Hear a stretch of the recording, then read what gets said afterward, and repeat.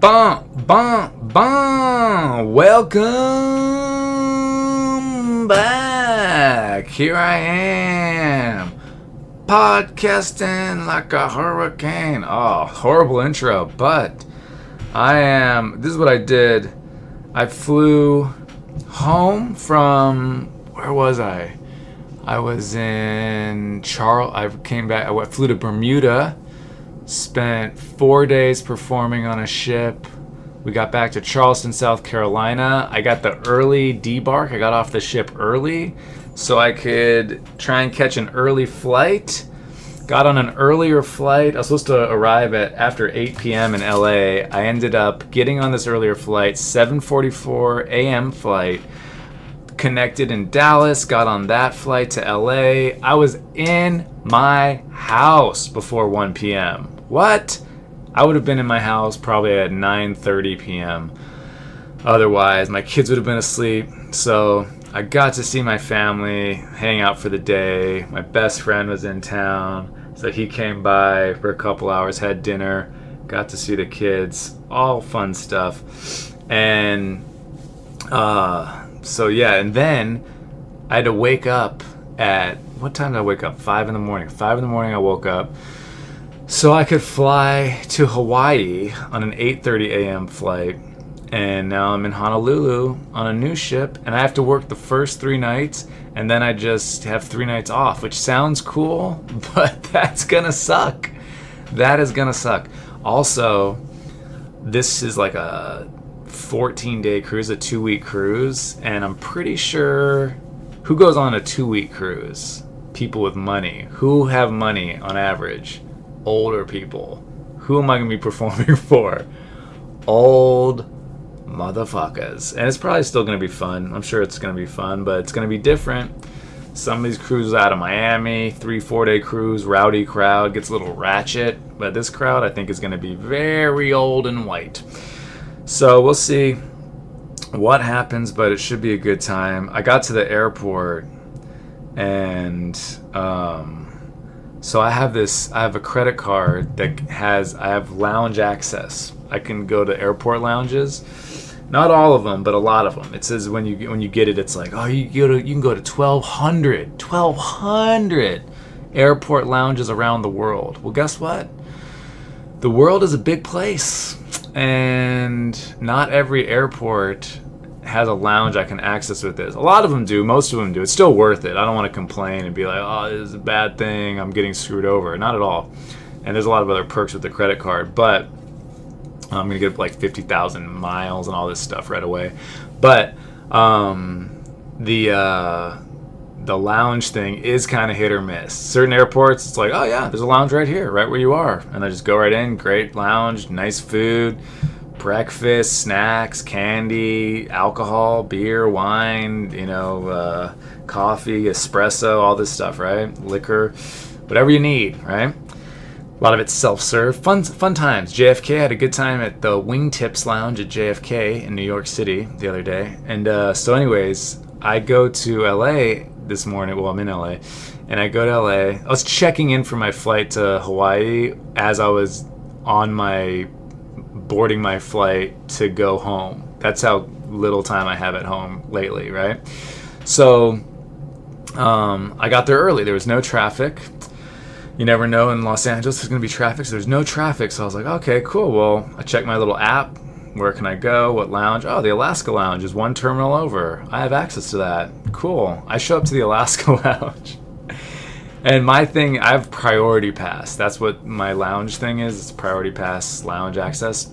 And there's a sign out front of the elevator going up to the lounge that says, we can't accept priority pass passengers right now. And I'm sitting there like, are you kidding me? I'm here early. I'm thinking, no big deal. I got the lounge access. This is what it's for. I'm going to kick my feet up. Maybe have a cup of joe. Have some hash browns and eggs and whatever. Maybe a little Irish coffee. Who knows, right? So it says it can be on the wait list, right? You can go on the wait list. So I go up there. I'm like, oh, hey, can I be on the wait list? I'm a priority pass. Like, oh, yeah, no problem. So I don't know. They didn't say anything. They were really nice, but they didn't say anything like, yeah, it should be a couple of minutes. I didn't know if I'd ever get called, right? Like, yeah, we'll send you a text message when, you're ready. we're ready for you. I'm like, all right, cool. So I'm walking around. I go out, and I was like, I'm just going to go to the bathroom, kill some time. The second I sit down, legitimately the second, not to be, I know this is going to be gross, but sorry, warning ahead of time. The second I sit down on the toilet and I start pooping, like the moment poop is coming out of my butt, I get a text message from them. Hey, welcome to the Alaska Lounge. We're ready for you. Show up within 5 minutes or else you'll lose your spot. There is doo-doo coming out of my booty as I'm reading that I have now less than 5 minutes to get back there, right? So what do, guys? I get my money's worth, you know what I mean? I pinch off that loaf. I get a nasty wipe. It's disgusting. And I rush up there. Hey, I'm here. And they're like, somebody smells like shit. Can I check in my friends too? All these flies behind me. I'm the grossest person ever. So I got in there. I think it's pretty funny that, and as I'm wiping my butt rushing, my stall's locked. A guy opens it. A guy it's like, come on, dude. I have 2 bags in there. You know what I mean? It's clear that someone's in there. The door's closed. I have my bags up against the door. He opens it, moves my bags out of the way, sees me wiping my butt. Is there a more awkward situation than a stranger randomly looking at you wiping your butt? I used to try and do a bit about this a long time ago, I think. Or maybe I never tried it on stage, but I wanted to write it. No, you could be the coolest guy ever. Nobody looks cool wiping their butt. Think about who's the coolest person you could think of. You know what I mean? Who's cool? Brad Pitt's cool. I don't know. I'm just trying to think. Who are like George Clooney's very like suave, cool guy. Picture George Clooney wiping his butt, fucking just like the rest of us, right? So I was just like, whatever, man. I didn't even care. All I'm thinking is, I got T-minus 2 minutes to get to this lounge, or else they're gonna give my spot away.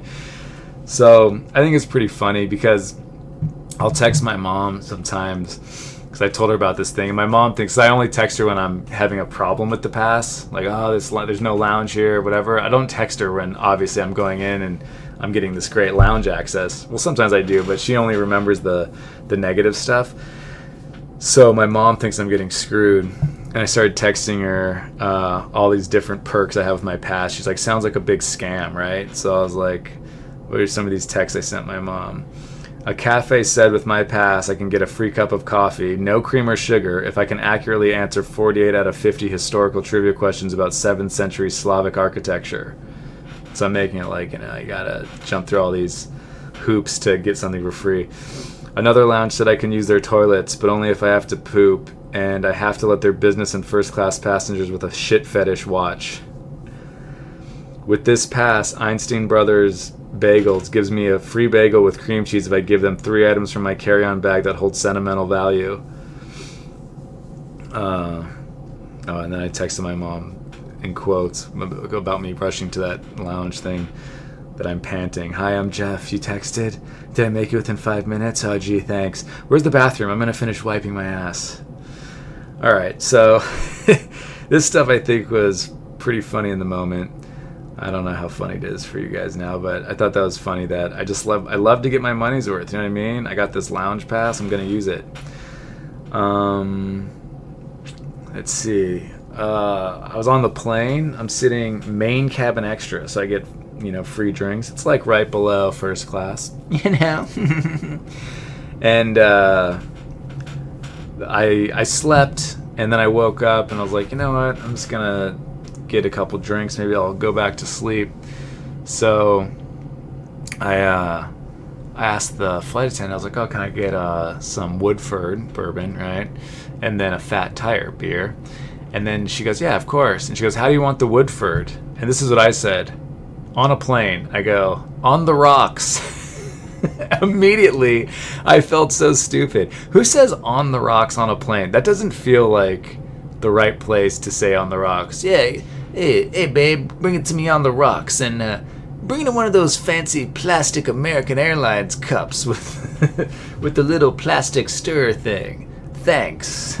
And who's playing the piano? Give him this $100 tip. They're doing a great job, babe. Give me my bourbon on the rocks. I'm in 12D. Exit row. I felt so dumb. I honestly almost apologized to the lady for saying I wanted on the rocks. I so badly wanted to take that moment back and be like, just on ice. Ice is fine. With ice. With ice. Not even on ice. On the rocks. What a douche. I'm such an idiot. And then I told her I was done after a couple rounds, and then I found another flight attendant, and I asked her for the same shit.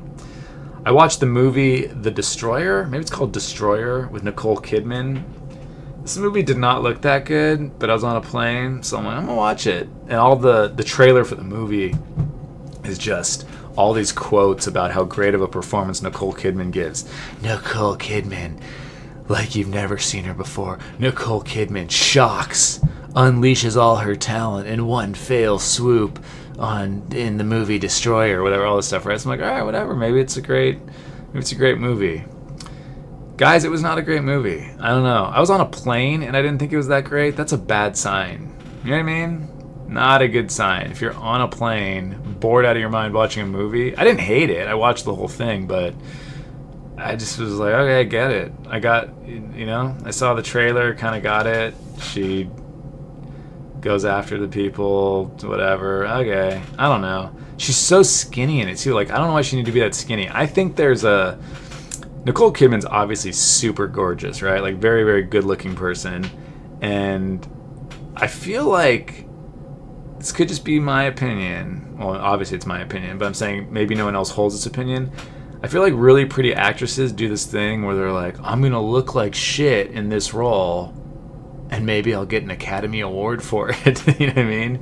I'm going to look less hot. People could still tell that I am hot, but I'm going to make myself look less hot. Like grungy. Maybe I'm gaunt. I lost a lot of weight. Maybe I'm fat. Maybe I gained 20 pounds. Whoa, look at me. I look like a normal person, but for you guys, I'm fat. And then I'll get an Academy Award because it's like I played somebody who's not super pretty. I played somebody who's just hot. Normal hot. So, I don't know. I think that's a thing. I really think that's a thing where their agents or their team behind the scenes are like, you know what? Go ugly. You want an award? Gotta go ugly on this one. Did I just erase everything else in this whole thing? Oh my god. I think I erased a bunch of stuff. Well, that is very disappointing. Let me see. Oh yeah. I'm getting kind of annoyed with how everybody's just...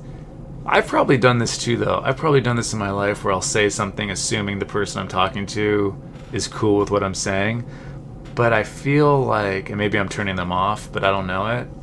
I probably guarantee I've done that before, and I gotta watch that. But something that really bugs me is when people... where was I going? I was going somewhere. I remember now, but I don't want to say it. But somebody in a car with me was saying to their driver, like a joke, but they were serious. They're like, yeah, I told so-and-so I got to get rid of some of my friends because they're Republicans. And I've heard that it's kind of I'm from Southern California, so that's like a very, people feel very comfortable saying that, like just shitting on Republicans. Am I weird? I have friends who are Republicans. I have friends who are Democrats. I have friends who are independents. I'm very turned off by the type of people who make these jokes. Like the joke, the way it was made was, yeah, because Republicans suck. Like, look, I think they were making a joke something about online or Facebook friends or something. So I get it. People on Facebook, online, whatever, they can be pretty annoying with their politics on both sides, though, right? So, but I get it. But it's also, I just don't like this. Republicans all suck, right? We all agree, right? That's just such a weird thing to me, I have people very close to me who are Republican. I have people really close to me who are very left-wing. Like, it's just such a horrible way to be. And, okay, I'm going to be honest. I think that because of where I live, because of where I grew up, I'm probably experiencing it more the left hating the right, being shitty towards the right. But I think it does exist, the right. I think people in like certain areas they're more like they feel comfortable being Republican or being conservative, whatever, probably make those comments towards the left as well. I've seen it. I've been in every state. I've met a lot of different people. But I just tend to see it more the left shitting on people on the right, like, oh, they're so dumb, they're so stupid, they're so evil, they're so whatever. And It's just not the case. Like, yes, there are shitty people that are on the right, and there are shitty people on the left, but I don't know, that really starting to bother me, because the person who said this is way older than me. It's like, you've been alive longer than me. How have you not figured this out, that there's decent people that just hold different views? I just don't like the, oh, these people disagree with me about stuff. They're bad. They must be bad people. They're horrible human beings because we disagree on taxes or we disagree on abortion. That's one thing. I was talking to my wife last night. I still cannot wrap my head around the fact that people, when they discuss abortion, villainize the other side so much. I mean, one side is saying, hey, this is a person, you shouldn't kill people, this is a living thing, I mean, my wife was pregnant twice. My wife never had, when people say, oh, it's just a bunch of cells or something, my wife never had 2 vaginas when she was pregnant with my daughter. She never had 4 legs, she never had 4 arms, she never had 2 heads, she never had, whatever, you get it. And when she was pregnant with my son, did my wife have a penis? If it's just a part of her body that's not her, that is her, like, no, I don't think my wife had a penis, like, there was a baby inside of her that had a penis, my son, So, and I, my views on this have totally kind of changed since I've had kids, and I'm still not super, crazy on one side or the other, but I just think that is a topic that is so sensitive. I was talking to my wife about it. She knows people that have had abortions. I know people that have had abortions. That's like a traumatic thing. I know women who have had abortions, and that is not an easy thing to go through. And there's certain people now, it's not everybody, but there's a lot of people who are just kind of making it like, yeah, abortions are great. It's like, when did that become a thing? You know what I mean? It used to be like, oh, this is last resort. This is something I'm kind of, ashamed to be doing, but I'm going to do and whatever. And now it's become, for some people, I'm saying for some people, I'm trying to be safe here, not to piss everybody off, but this like, yeah, I got an abortion, woo! And I think Lena Dunham, I could be misquoting this, but she said something about how she wishes she had an abortion, so she could have said she had an abortion, so she could be in that group or something. I think it was Lena Dunham. Just like, that's a disgusting thing to say. That is just horrible. Like, I totally get people, if they're saying, hey, it's not a full human being or whatever. I get how people, I just dropped my hat, hold on. I get how people can have that argument, and I get how people on the other side can have their argument about how it is a living thing. But this idea to go crazy and be like, yeah, abortions are cool. I mean, come on. There's somebody who's technically in my family who I can't stand. And I remember, so my great uncle Julius, was it great uncle Julius? Yeah, I think it was great uncle Julius. He used to perform. I don't think I ever met great uncle Julius, but he used to perform, I guess, a long time ago before I was born. He made money kind of in like the black market, I guess you could say, and he would perform illegal abortions. He would fly, I think, from Cleveland to LA or from LA to Cleveland, or I don't know, he'd fly around, and I think he'd fly around, do illegal abortions, right? But there's someone in my family, I remember, who's now in my family, who is like, I think that's really cool. Like, how's that cool? You know what I mean? It's just, I don't know. I just think it's I could see if you're like, oh, you're providing a service and you're on that side of the debate, okay. Doesn't make you a horrible person if you view it a certain way, I guess, but it's not cool. You know what I mean? It's not like, oh, it's awesome, yeah, killing little fetuses, killing babies. Like, I don't know. I don't see it. But, I don't know. So, how to get on that tangent? Oh, yeah, just people villainizing other people, I just think is crazy. But I don't get how people have gone so insane where they just can't stand people who disagree with them. What is it, dude? I jotted down these things that I think at the time meant, I'm like, ooh, I'm gonna extrapolate on that. All right, this I guarantee I'm gonna end up going all over the place, and I'm not gonna be able to articulate this well, but I used to do another podcast. I did 2 other podcasts. I used to do a podcast called Guys Have No Game, where I interviewed a lot of people. It's no longer up anywhere, but I interviewed some cool people. Old friend Hassan Minhaj, or whatever, he's now famous, and a bunch of other people. but that's not up anywhere. And I did this other podcast, and basically what happened was is a friend of mine was telling me to watch The Bachelor, and I was like, I don't like The Bachelor, I'm not going to watch that show. And then he's like, no, it's like fun, it's funny to like make fun of. And around that same time, my wife Christy had been saying, oh, we don't have any shows we watch together, you know. So I was like, all right. So my wife's really not into that stuff, but I came back in the house from walking my dog. I'm like, hey, I go, you want to watch The Bachelor? So and so says it's fun to watch or whatever. He watches it with his I think it was his wife at the time or fiance, I don't know, and maybe his girlfriend. And then so she was like, she's like, whatever. I go maybe that could be like our show, you want to watch it, I'll watch it if you want to watch it. And she's like, yeah, okay. She wasn't like super into it. She started watching it, and then me and my friend at the time who brought it up to me, we'd always walk our dogs after we'd watch the show, and then we'd be on the phone, we'd be talking about it. And then I said, hey, we should do a podcast about this, because we're two straight guys, and, you know, we're talking about The Bachelor. This is a show, for the most part, women watch, you know.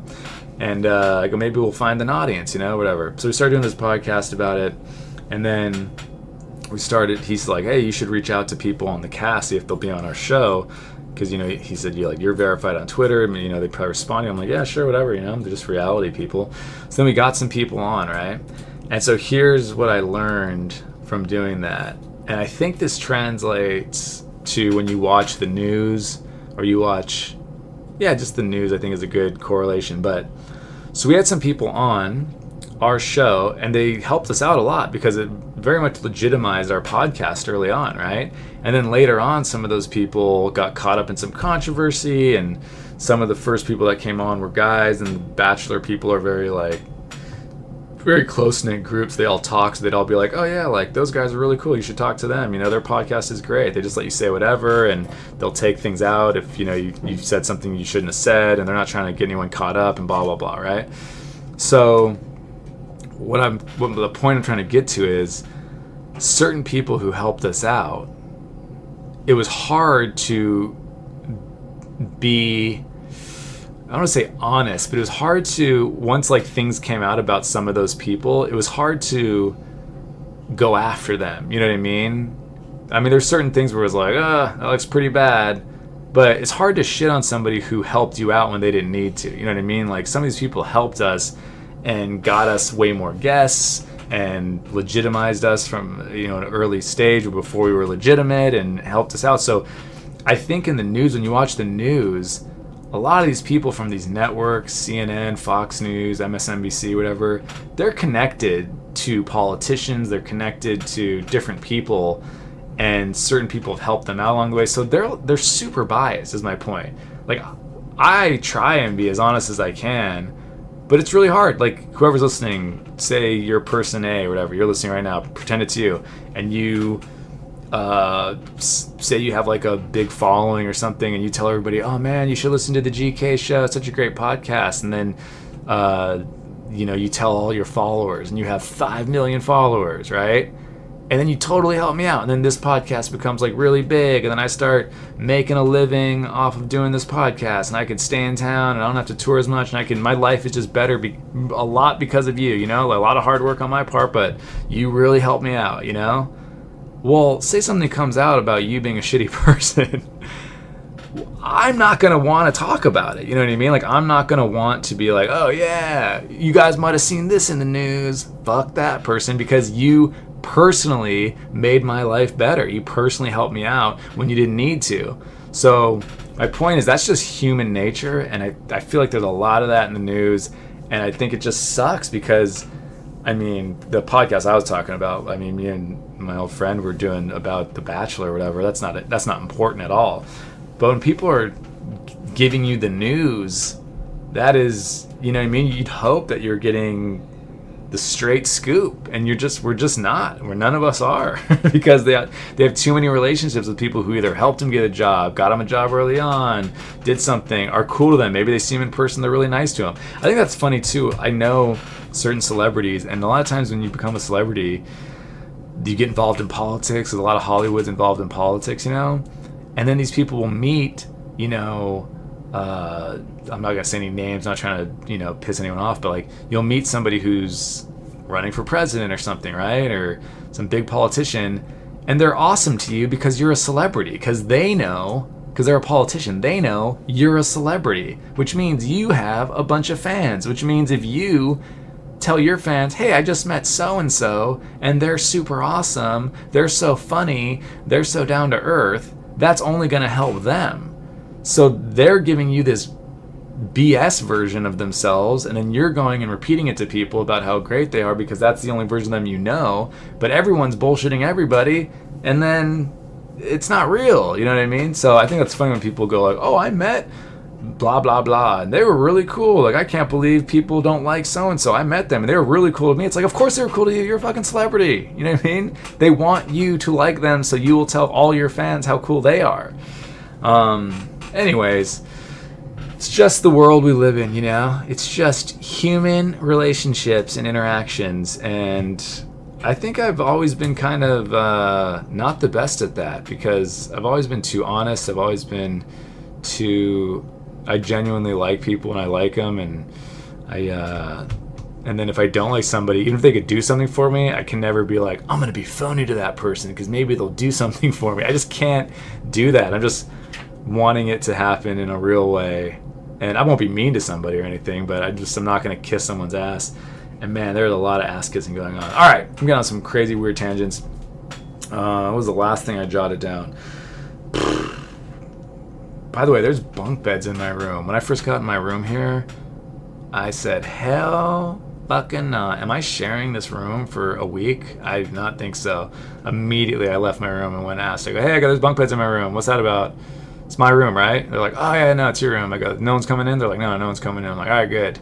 And they're like, yeah, no, it's just because, it's crowded, so we had to give you that room. I'm like, oh, no, totally fine. I just wanted to make sure I didn't put my stuff on someone else's bed. That was my nice way of saying, I don't want fucking anyone in this room. Put my stuff on someone else's bed. I don't want this to be on anyone else's bed. These rooms are tiny. I'm in a tiny room all week. When you poop, you kind of hang out with your shit for a solid 30, 45 minutes afterwards. Well, we started this podcast with poop, and we might end it with poop. Yeah, I don't know if I'm going to get into this. What I jotted down. Wrote, risking my life for me was easy. Risking it all for my family is tough. What I mean by that is, I know when I wrote this down. So, being a comedian, obviously, being an entertainer, it's very risky. It's up and down. I've had some very good years. I made a lot of money in my 20s. I did a lot better than most people do in their 20s. And then now I'm like kind of scraping by. I'm making money. I'm still making money, making people laugh. But there's no like perfect ascendancy. Some people have it though. I listened to some people, some comics, and they're like, yeah, I got this, and then I got that, and then I got that and that, and then I just kept kind of going up, and I inched my way up, and then I broke through. And I'm like, geez, I got this. I got nothing, then I got this, and I went way up, and then I went down, and then I got this, and I went kind of up again, and then I went way down, and then I got this, and I might be back up, and so I have not had this like easy rise, and most people don't in entertainment. It's very up and down. So my point is it's totally fine for me when it was just me, but now I've just done a lot of just second guessing, I guess, because I love being on stage. I feel like I've never been funnier. I know this podcast might not be that funny. I feel like the beginning kind of got very weird, but I absolutely love being on stage. I love writing new material. I love trying new material. I love performing new material. I love just the, winning over strangers. I was just talking to my buddy KT, and he was talking about a show he did where recently we thought it was too easy, and he's like, yeah, man, I'm just used to like winning over strangers, and like I love that too, like winning over strangers. It is also nice when you actually have fans at some point, I've had a little taste of that, and it's pretty fucking awesome because then they're just, that you've already won them over, so they already like you, and then it's great. So it's a lot easier. That's why it's always fun to like open for a famous comic, because their fans are all there and they're all in a really good mood to see the show, and then you go up and you're really funny, and they're like, oh, this is awesome, this guy's really funny too, and then they just have a great time. You have these amazing sets. So I love winning over new people. I love the challenge. I love this ship I'm on right now. It looks like it's going to be a lot of old people, which sounds shitty, but it's like, I want to see what happens. I want to see how I adjust. I want to see how they react. I want to see how I react to their reaction. But my point is, it's like, risking it for me is fine. I'm at a point where I could easily make a living for myself, no problem. But like making a I can make a good living for myself. Making a good living for my wife and kids, that's 3 other people.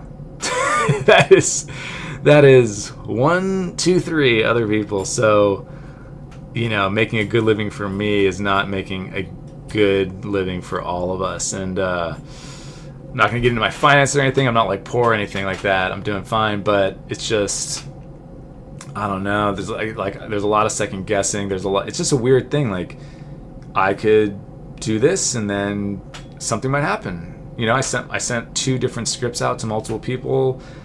Maybe somebody bites, maybe something happens, maybe I get a writing job, maybe they end up writing for big shows or writing for things and I'm making a bunch of money and it's consistent, I could stay in town, or maybe somebody puts me on something or reaches out to me. Like, you never know with what I do. Someone might reach out and be like, oh, hey, like, there's this new TV show, I think you'd be great, and then send me this tape or whatever. I send them a tape and I'm like, perfect, you're booked, and then I do that and that clip goes viral, like, and then it's so crazy how at any moment something can happen, but at the same time something might never happen.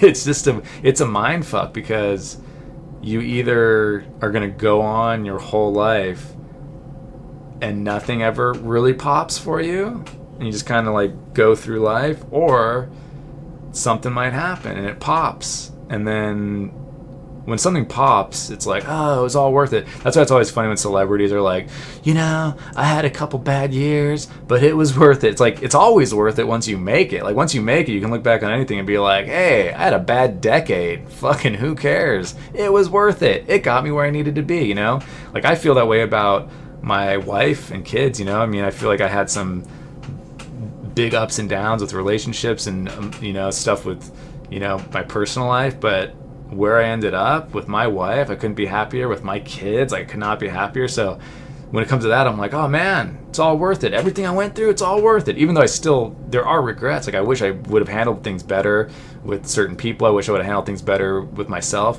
But when things end up fine, you're like, it's all worth it, right? It's just so easy to say that. So anyways, you get it. My point is, I'm a big head case. I'm going to try and find things to pod about while I'm out here. I'm going to be out at sea for the next week, so I'm going to try and crank something out every day. I have 3 full days off. The only thing is I don't have access to everything, so I have to just go off what I have access to find things to talk about. By the way, this ship looks haunted. Can I just say that? This ship looks like it's fucking haunted. I wouldn't be surprised if it sinks. Just kidding. It won't sink.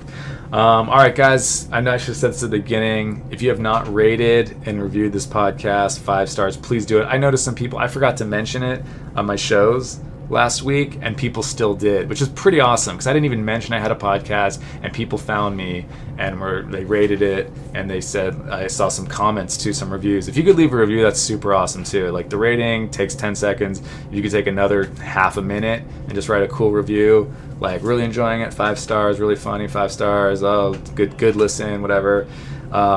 Really, really appreciate it. Thank you guys so much. All right.